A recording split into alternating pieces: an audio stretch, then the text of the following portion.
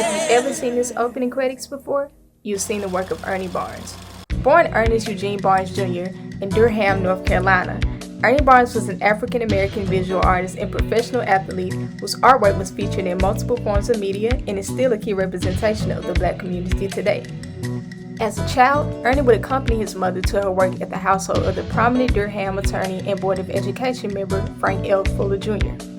Ernie would use the opportunity to read books and listen to classical music in Fuller study. By the time he entered the first grade, he was familiar with artists such as Delacroix, Michelangelo, and more.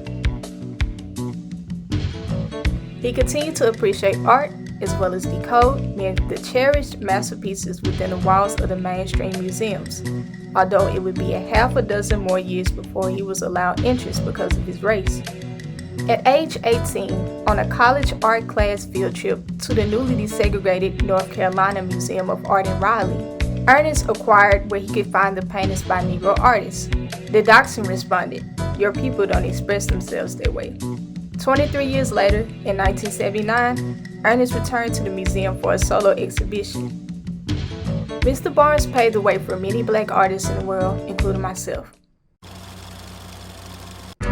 My journey began as a young child in elementary school. I was introduced to art by my teachers who encouraged me to enter into a Black History Month art contest.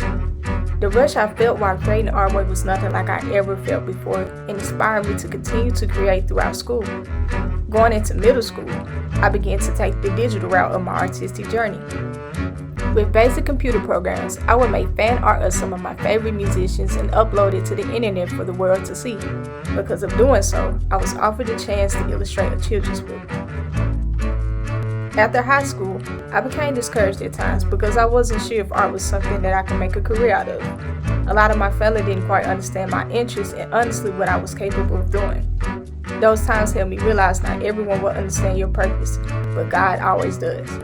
Today I am a freelance graphic designer and art director. I work on many forms of art, including the artwork you may see while listening to some of your favorite music.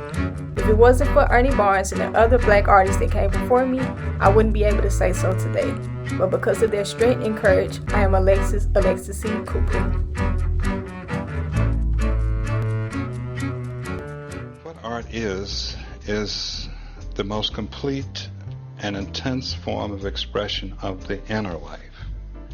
As such, it has the capacity to change. It has the capacity to listen, to bring forth points of view that people can grow from.